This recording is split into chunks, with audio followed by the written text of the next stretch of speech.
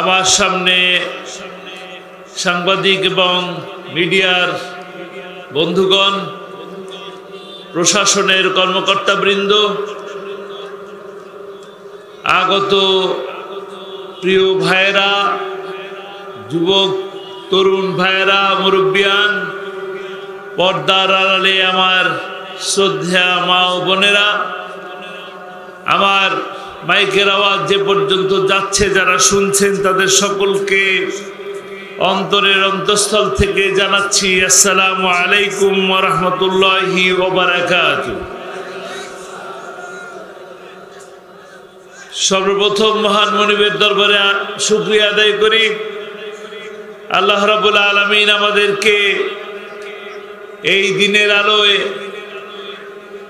আসরের পর দোয়া কবুলের এই বিশেষ মুহূর্তে, মাগরিবের আগ মুহূর্তে আমাদেরকে একত্রিত হয়ে কোরআনের কথা শোনার তৌফিক দিলেন। সেই আল্লাহ রাব্বুল আলামিনের দরবারে শুকরিয়া আদায় করি। সবাই বলি আলহামদুলিল্লাহ। রব্বানা লাকাল হামদ হামদান কাসীরান তাইয়্যিবান মুবারাকান ফি। সেই সাথে আজকের এই তাফসীর মাহফিল আয়োজন করলেন যারা, মীরের হুদা স্বেচ্ছাসেবী যুব সংঘ, তাদেরকে কি একটা ধন্যবাদ দেওয়া উচিত?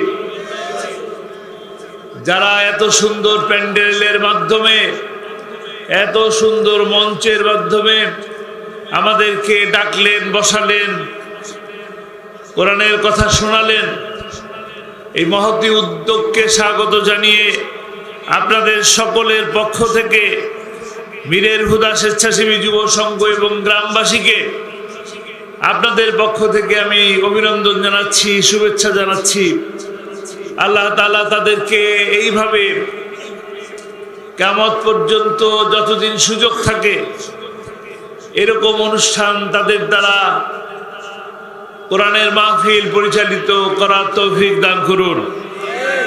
সেই সাথে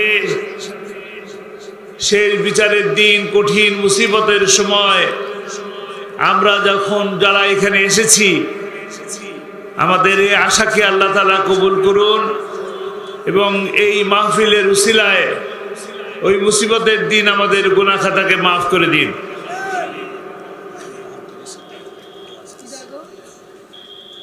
আলহামদুলিল্লাহ।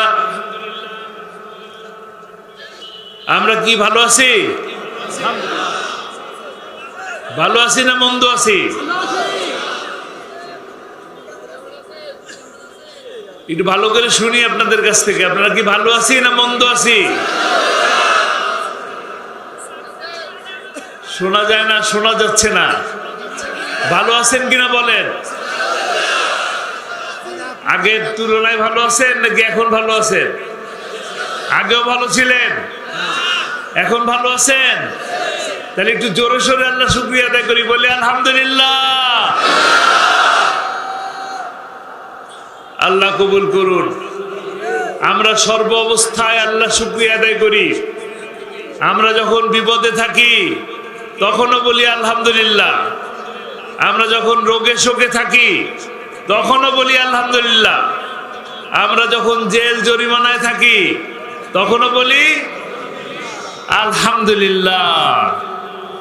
আল্লাহ তাআলা তুমি আমাদের এই শুকরগুজারকে কবুল করে নাও। আল্লাহ কি বলছেন? উদউনি আস্তাজিব লাকুম, তুমি আমাকে ডাকো, আমি তোমার ডাকের সাড়া দেব। বারবার ডাকলে কি মানুষ বিরক্ত হয়? হয় না?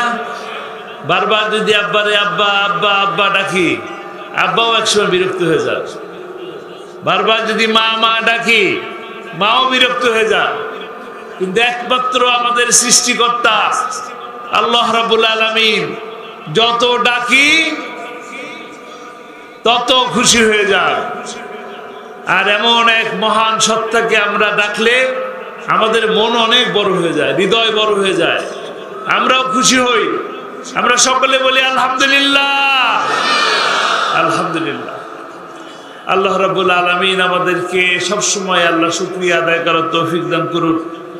আমরা বিপদের মধ্যে ছিলাম। আমরা 16টি বছর বিপদের মধ্যে ছিলাম। 16টি বছর আমাদের উপরে হামলা হয়েছে, আমাদের উপরে মামলা হয়েছে। আমরা 5 জন একসাথে বসতে পারি নাই। 5 জন একসাথে বসলে আমাদেরকে বলা হতো জঙ্গি, বলা হতো কিনা? মাথায় হেলমেট পরে অবৈধ অস্ত্র দিয়ে সেগুলি করে যেত কিনা? আমরা অনেক বিপদের মধ্যে ছিলাম। আল্লাহ রাব্বুল আলামিন আমাদেরকে সেই বিপদ থেকে রক্ষা করেছে। আমরা এখন এরকম সুন্দর পরিবেশে দিনের আলোয় প্রকাশ্যে কত কথা বলার সুযোগ পাচ্ছি। আর যারা আমাদেরকে নিষিদ্ধ করেছিল তারা নিষিদ্ধ হয়ে গেছে। এটা কেন? এটা কোরআনের জন্য, আল্লাহর জন্য। আমরা বিপদে পড়েও আল্লাহকে ডেকেছি, ভালো থেকেও আল্লাহকে ডাকি। এই কারণে আল্লাহ বিপদ দেয় পরীক্ষার জন্য, আবার পরীক্ষা থেকে আমাদেরকে পাশ করিয়ে দেন কিনা? দেন। আর যারা স্বীকার করেন না, যারা অকৃতজ্ঞ, তাদের পরিণতি কি হয়? খুঁজেও পাওয়া যায় না। কোথায়? ইন্দুরের গর্তেও খুঁজে পাওয়া যায় না।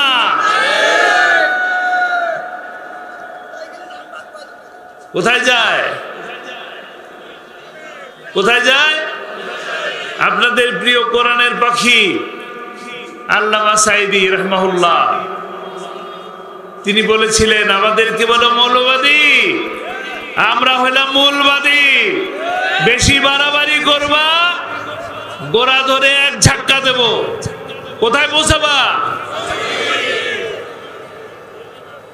দিল্লি মামুবাড়ি যায় পৌঁছাবা। ভালো আছো, ভালো থাকো, আমাদেরকেও ভালো থাকতে দাও।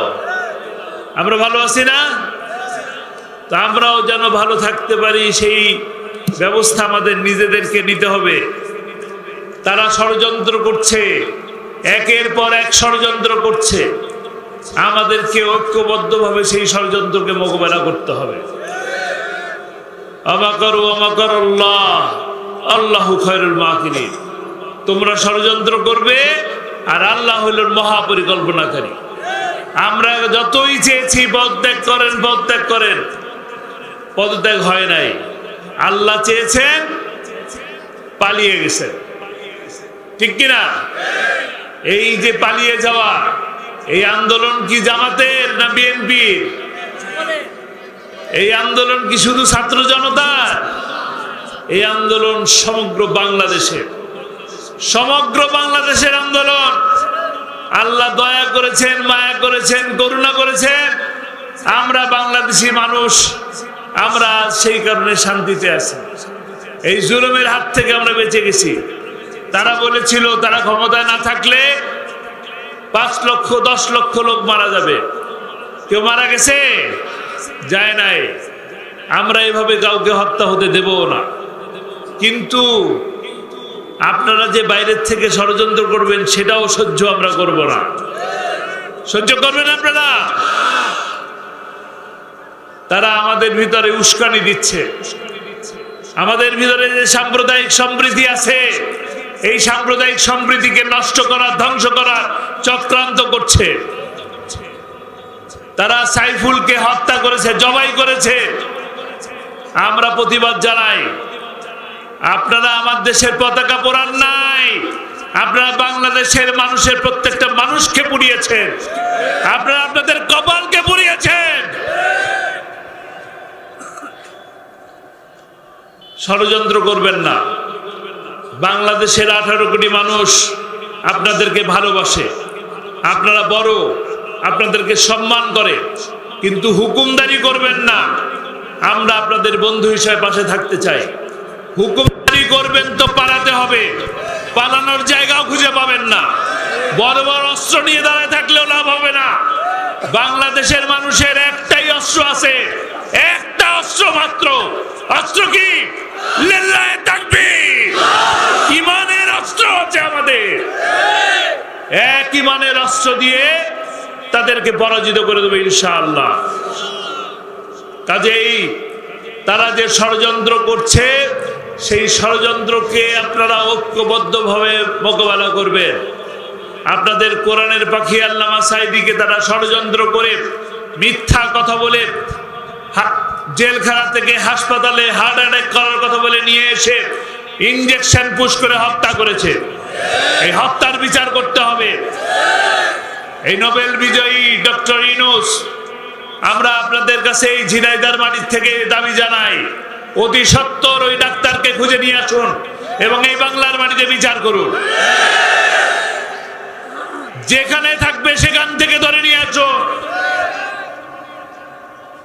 ওই ট্রাইব্যুনালে বিচার করা হবে। আয়না ঘরের মধ্যে বিচার করবেন।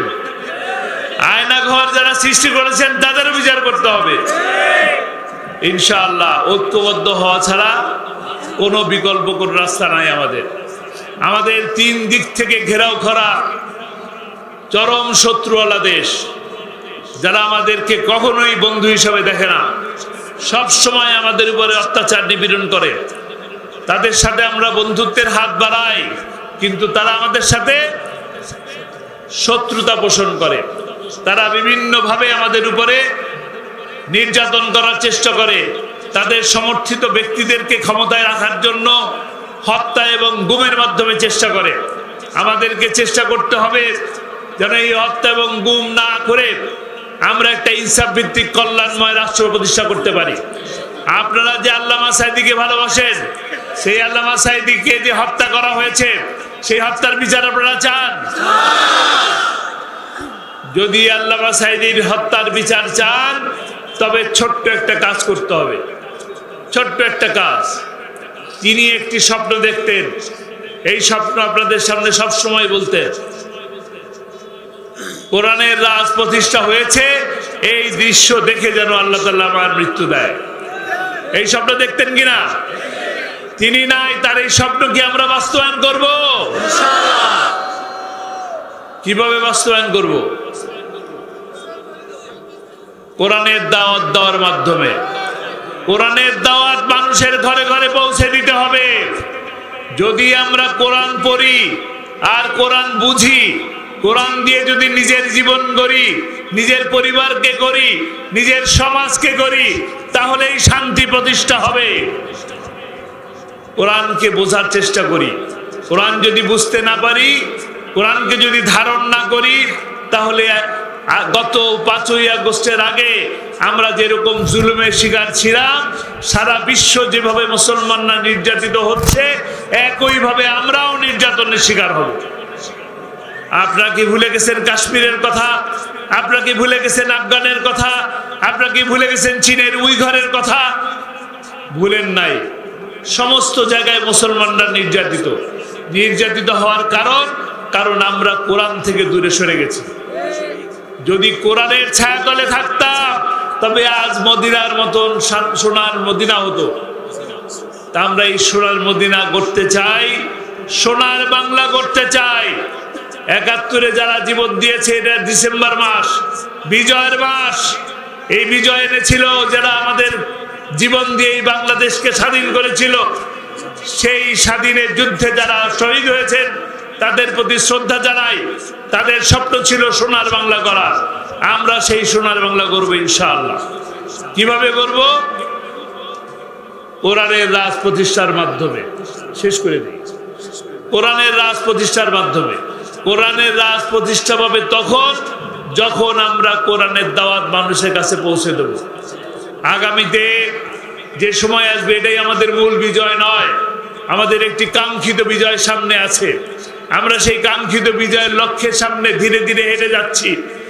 সেই কাঙ্ক্ষিত বিজয় আসবে তখন, যখন আমরা ইউনিয়ন পরিষদ থেকে শুরু করে, উপজেলা থেকে শুরু করে, পৌরসভা থেকে শুরু করে জাতীয় সংসদে কোরআনের পক্ষের মানুষকে পাঠাবেন, তখনই কোরআনের রাজ প্রতিষ্ঠা পাবে ইনশাআল্লাহ। আমরা কি কোরআনের রাজ প্রতিষ্ঠা করতে রাজি আছি? কে কে রাজি আছে? এই মাগরিবের ওয়াক্তে আজানের সময় আমরা এই 2 হাত তুলে ওয়াদা করতেছি, আগামী যে সময় আসবে সেই সময় কোরআনের পক্ষে আমাদের এই 2টি হাত কাজ করবে ইনশাআল্লাহ। আল্লাহ তাআলা আমাদেরকে কবুল করুন।